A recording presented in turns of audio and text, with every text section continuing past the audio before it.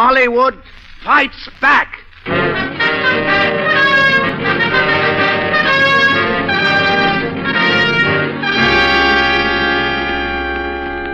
This is Frederick March.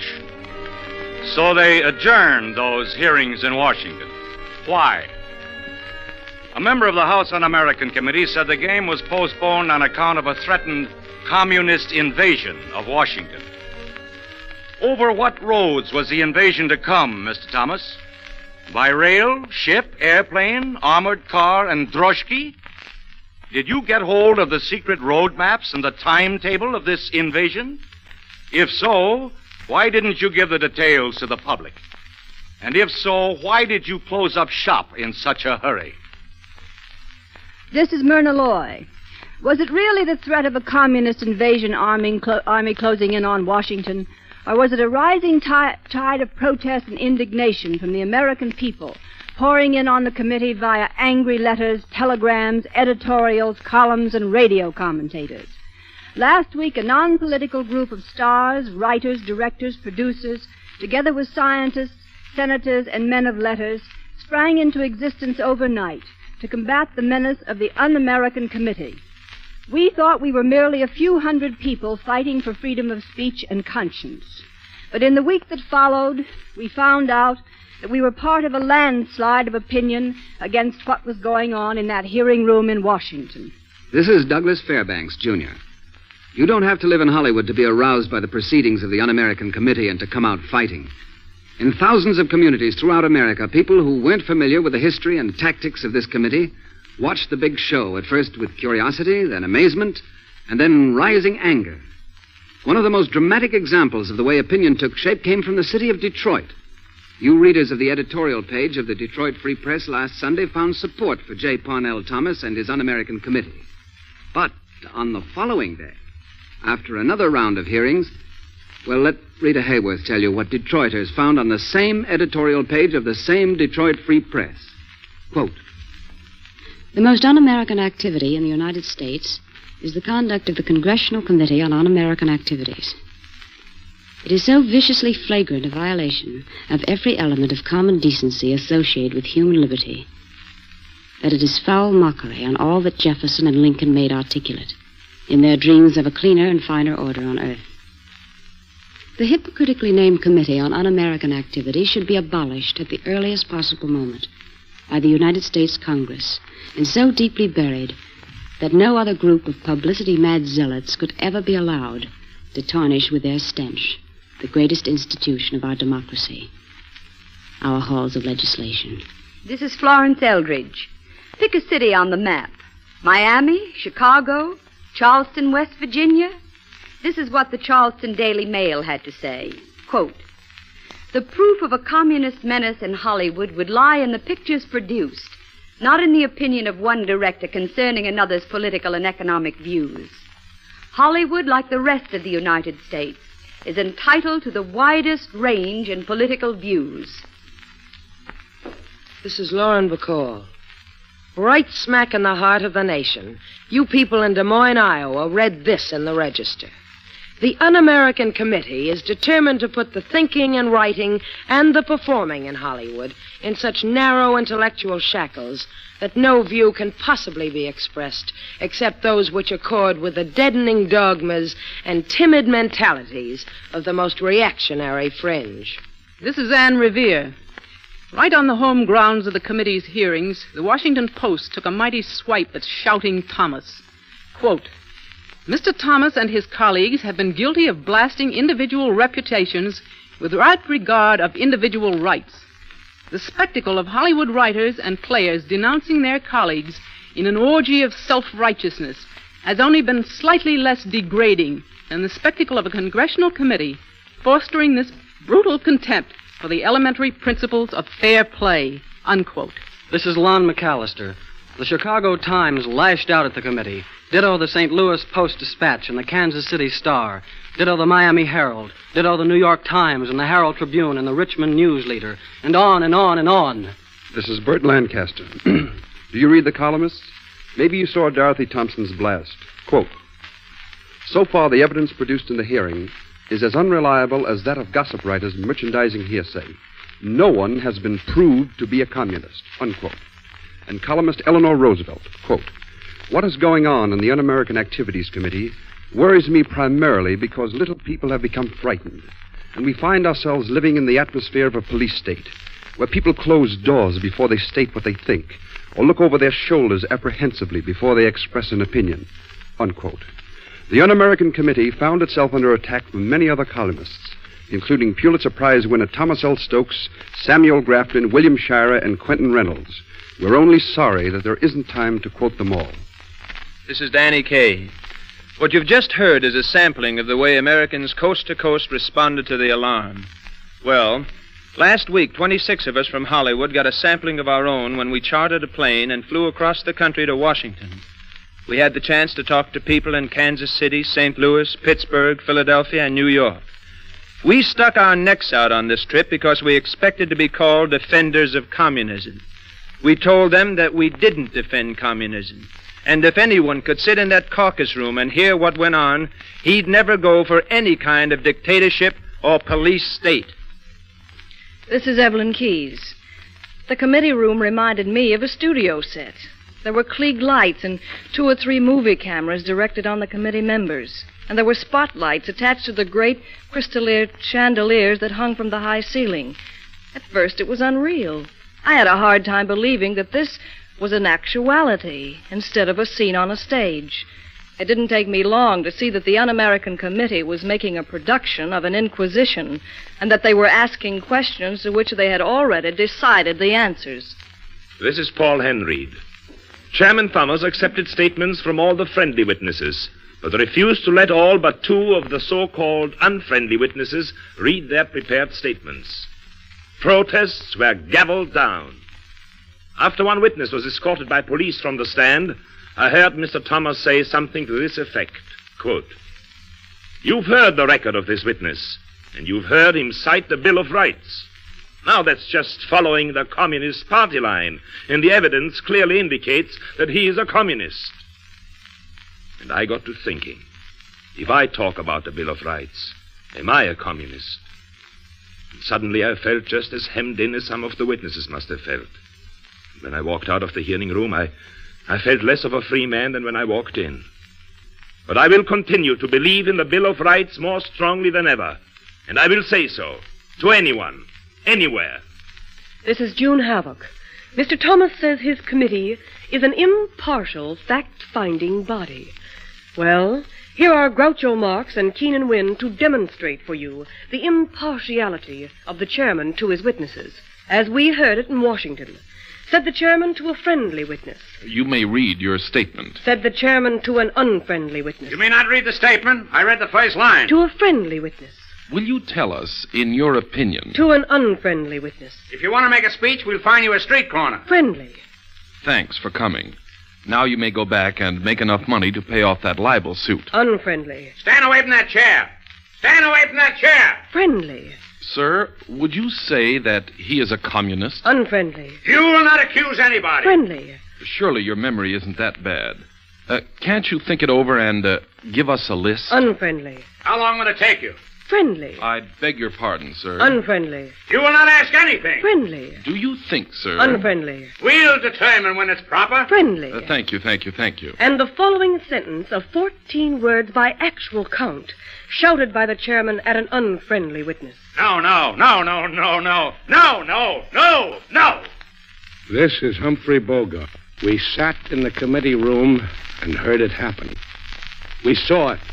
We said to ourselves, it can happen here. We saw American citizens denied the right to speak by elected representatives of the people. We saw police take citizens from the stand like criminals after they'd been refused the right to defend themselves. We saw the gavel of a committee chairman cutting off the words of free Americans. The sound of that gavel, Mr. Thomas, rings across America. Because every time your gavel struck, it hit the First Amendment to the Constitution of the United States. This is John Huston. One thing must be made clear. We went on this trip to Washington. We who went were not supported by any other group or committee. We chartered our own plane and paid our own way. And at no time were we represented by legal counsel. We acted as representatives of the hundreds of people in Hollywood who feel as we do and hold no affiliation with any political organization. As free American citizens, we observed the proceedings at the hearings in the House Un-American Committee Room. And then we filed a petition with the clerk of the House of Representatives, a petition for redress of grievances, and was signed by all of us and by all who have joined the Committee for the First Amendment. This is Marcia Hunt. The petition said in part, "We, the undersigned citizens of the United States residing in the state of California, do hereby respectfully petition the Honorable Joseph W. Martin, Jr. and our representatives in Congress for redress of our grievances, as we are privileged to do by the First Amendment of the Constitution. In our opinion, the procedures adopted by the House Committee on Un-American Activities have persistently violated the civil liberties of American citizens, to the end that today no citizen is secure from informers, spies, invasions of privacy, and other violations that are common usually to dictatorships and police states.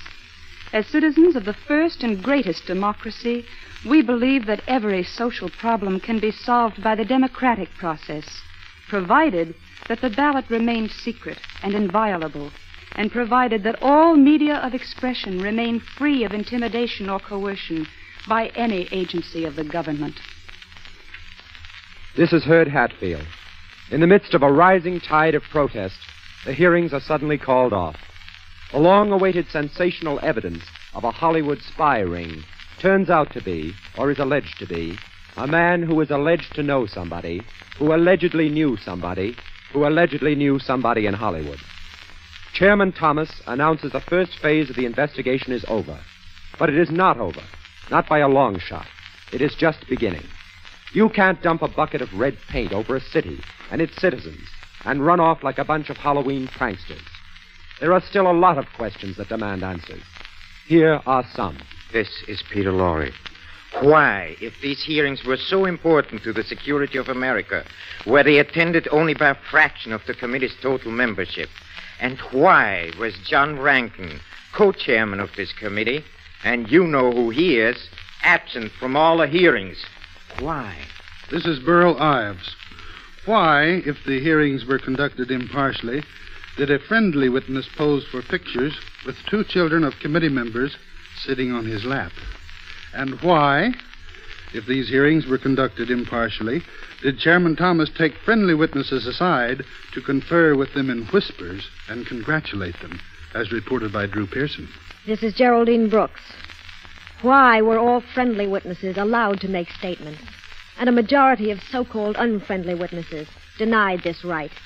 A right given even to rabble-rouser Gerald L.K. Smith, whom the committee excused with a polite thank you. And why was the committee unable to point to any specific character, any single line, scene, or even so much as a word of any picture which was un-American? This is Jane Wyatt. On the plane trip back from Washington, the people we met asked more questions. Some of them asked, why didn't the witnesses answer yes or no the way the committee wanted them to answer? Why did they keep talking about the Bill of Rights?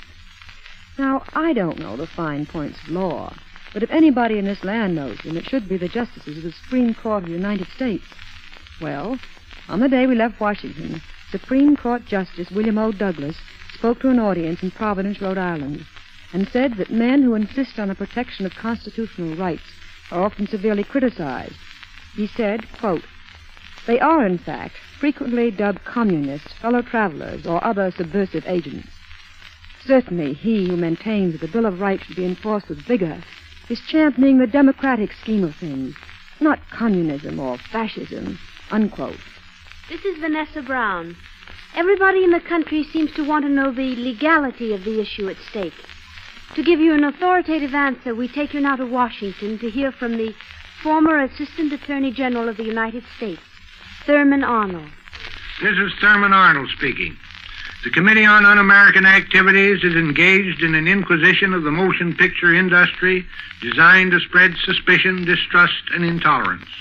It violates the spirit of the First Amendment to the Constitution, which guarantees to every American the sacred right of either disclosing his opinions and his affiliations or keeping them to himself. Without shadow of proof that motion pictures have been made the vehicles of communist propaganda, They are inquiring into the trade union memberships and political affiliations of the men who make these pictures. If this sort of inquisition can go on in America, our great personal freedoms of speech, religion, and political association are in grave danger. This is Frank Gervasi. The atmosphere in the room where the Committee on Un-American Activities interrogated those Hollywood people was familiar. It was not physically familiar, but it was spiritually familiar. I thought for a moment. Suddenly I remembered. I had seen it all before in Mussolini's Rome and Hitler's Berlin. Here, as in the capitals of totalitarian nations, men were pushing other men around, trying to tell them what to think. Who's next? The newspapers? The magazines? The radio? This is Arthur Webb, Washington correspondent of the London Daily Herald. I should like to quote from an editorial my paper published last Monday. Damage has already been done to the reputation of the United States as a democracy by the antics of the Congress Committee on Un-American Activities. When we in this country read of Hollywood personalities being accused of dangerous thinking, we begin to wonder what is happening today in the United States. Has political thinking become an offense in the country that boasts of being the world's greatest democracy? In Britain, anyone is free to hold or preach whatever political views he likes. May that right ever remain undisturbed. We take you now to New York and a man who only recently left Washington. This is Gene Kelly. Last week at this time, I spoke to you as I was leaving for Washington. You've already heard from others who were on the trip a little of what we found and what people along the way had to say about things. I wanted to tell you more. But yesterday in Philadelphia, an 81-year-old former United States attorney expressed the feelings of all of us as he was under violent physical attack while addressing a meeting in Independence Square. He said, "We are standing in front of the Hall of Independence, a symbol of liberty won for the United States generations ago. I should remind the members of this generation that the liberty of the United States is in danger if intolerance is permitted. If a person won't tolerate differences of opinion, there will be liberty no more in the land." This is Herbert Lehman. No one questions the right of Congress to investigate violations of law and threats to our form of government. It has that right, certainly. But in our representative democracy, rights also impose duties. The power to investigate carries with it the duty to avoid injustice and intimidation, and to protect every man in the rights guaranteed him under our Constitution and statutes. Anyone publicly accused must have the right to defend himself and his point of view. That seems to me to be the very essence of democracy. The committee, throughout its much publicized investigation, has obviously refused to recognize that right and has constantly flouted the Constitution under which it serves. This is Leland Stowe. "What does Congressman Thomas mean?" says my taxi driver. "You mean a guy can accuse me of anything, and I get no chance to defend myself? If that's American, I'm Hitler." The taxi driver spoke for millions of Americans, for freedom to think, for the American right to talk back, the right to talk back in self-defense. When congressmen preserve that, they'll be acting American. This is George Kaufman. This past week, we have seen government by gavel. We've seen 1,000 years of common law overridden by a congressional committee. We've seen the beginnings of a shabby melodrama with Mr. Thomas playing the part of prompter. Surely in this country we don't need a prompter to give us our political views. We must see to it that this un-American spectacle does not become a continuous performance. This is Moss Hart. A few months ago, I also worked in Hollywood. I did the screenplay on Gentleman's Agreement. I was very proud to work on such a project. I was very proud that Hollywood had the courage to make a film showing the truth about that insidious disease, religious bigotry. Perhaps I was fortunate to finish that project before Mr. Thomas began his fantastic hearings, since there seems to be evidence that a motion picture which tells the truth about our country, right or wrong, is considered heresy by the Committee on Un-American Affairs. This is Richard Rogers, who dislikes communism as much as witch hunts. Well, the witch hunt is off, temporarily. In the meantime, you and I must ask ourselves this question.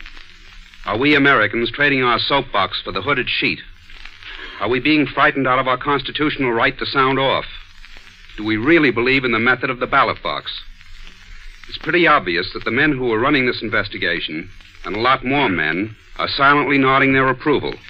Would like a country where only one point of view is tolerated. You and I are the only ones who can answer these men. I suggest we think it over. This is Leonard Bernstein. That most un-American of all committees has sent out its investigators. There has been great fanfare. They have promised sensational exposés of underground plots and spy rings. Well, they have uncovered a poem, a sheet of music, the fact that a composer and a playwright had a quiet evening together, playing chess. The next step is to have our music examined measure for measure. I, for one, confidently await this examination.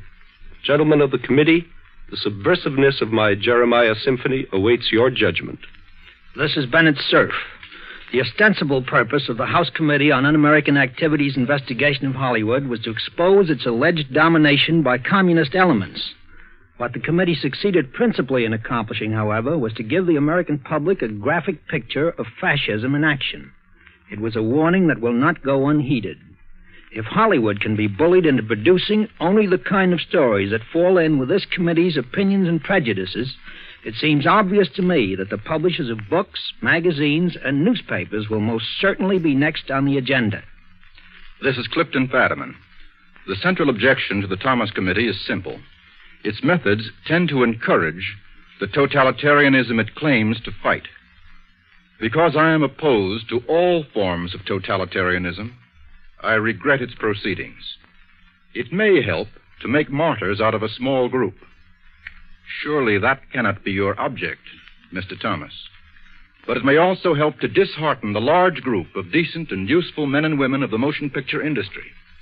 Surely that cannot be your object, Mr. Thomas. Tyrannies feed on fear, and your committee is spreading fear. That may not be its object. It is, however, its effect.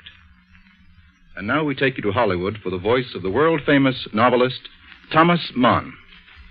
This is Thomas Mann speaking.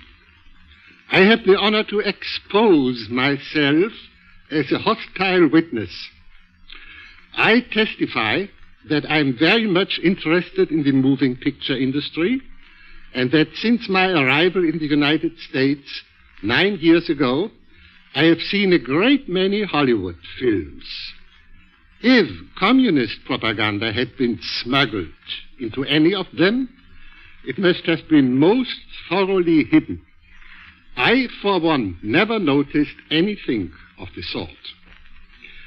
I testify, moreover, that to my mind, the ignorant and superstitious persecution of the believers in a political and economic doctrine, which is, after all, the creation of great minds and great thinkers, and which has its adherents everywhere on earth, I testify that this persecution is not only degrading for the persecutors themselves, but also very harmful to the cultural reputation of this country. As an American citizen of German birth, I finally testify that I am painfully familiar with certain political trends. Spiritual intolerance, political inquisition, and declining legal security. And all this in the name of an alleged state of emergency. That's how it started in Germany. What followed was fascism, and what followed fascism was war. This is Dana Andrews. The Un-American Committee have recessed because they think they got what they were after. Censorship, blacklists, people fired from their jobs, and a blanket of fear smothering free speech, free thought, and free motion pictures. Mr. Thomas's last words were a threat. Quote, "Hollywood better clean house. We're not through." Unquote. But far from intimidating Hollywood, Mr. Thomas got these ringing words from Mr. Samuel Goldwyn, executive producer of the picture, The Best Years of Our Lives. Quote, "I defy anyone to point out a single thing in any picture I have ever made which could justifiably be called subversive or un-American." by anyone, even including various publicity-hungry, self-righteous would-be thought censors who have appeared before the committee. While many of us have been trying to build up an appreciation of America through this far-reaching medium of entertainment, I regret to say that the committee seems to have been doing its very best to undermine and destroy these efforts of our industry. Unquote. This is Helen Gahagan Douglas. As a member of the House of Representatives, I have consistently voted to abolish the Committee on Un-American Activities because I believe that the committee as set up cannot avoid violating our guaranteed liberties. The committee establishes arbitrary standards of Americanism based upon the personal prejudices and whims of its members, rather than upon a specific and legal interpretation of subversiveness. This method of procedure opens the floodgates to intolerance and persecution. I believe that we weaken our democracy by adopting measures which are foreign to our traditional concepts of justice and fair play. This is Gregory Peck. In the midst of the Un-American Committee hearings came a long-awaited report from the President's Commission on Civil Rights, headed by Charles E. Wilson of General Electric, and including among its members the Right Reverend Henry Knox Sherrill, Bishop of the Episcopal Church of Boston, and President Frank P. Graham of the University of North Carolina. The President's Commission warned the nation sharply that, quote, a state of near hysteria over so-called communists in this country threatens the freedom of other citizens, unquote. And as an ominous punctuation to that report, yesterday a mob broke up a peaceable meeting, not in the city of Munich, but in the city of Philadelphia, in Independence Square, ironically in the shadow of our Liberty Bell. So the Un-American Committee bears its tragic fruit. A word flung hysterically in a hearing room becomes a stone flung deliberately in a public square. This is Dorothy McGuire. For 175 years, men have worked in this land to shape the nation.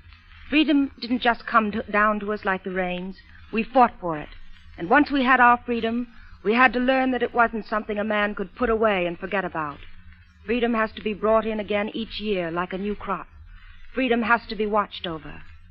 There is more than one way to lose your liberty. It can be torn out of your hands by a tyrant, but it can also slip away day by day while you're too busy to notice. In another time of crises, a president and a soldier named Abraham Lincoln carved these words into the history of our country. Trample on the rights of those around you, and you have lost the genius of your own independence and become the fit subjects of the first cunning tyrant who rises among you.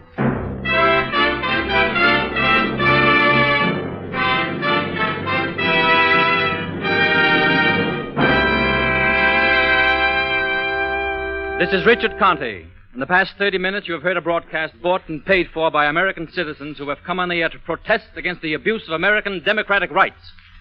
Mr. Thomas has said that his committee will be back. When he comes back, we will be back. And in the meantime, we hope that you, wherever you are, will join the swelling ranks of those who demand that the Un-American Committee, which has aroused such indignation and unrest across America, be abolished. Not merely reshuffled, but voted out of existence. Write to the Speaker of the House, Joseph Martin, Washington, D.C., and tell him so. Do it now. And if you wish to join your efforts with us in the fight for the America we love, write to us, the Committee for the First Amendment, Hollywood, California.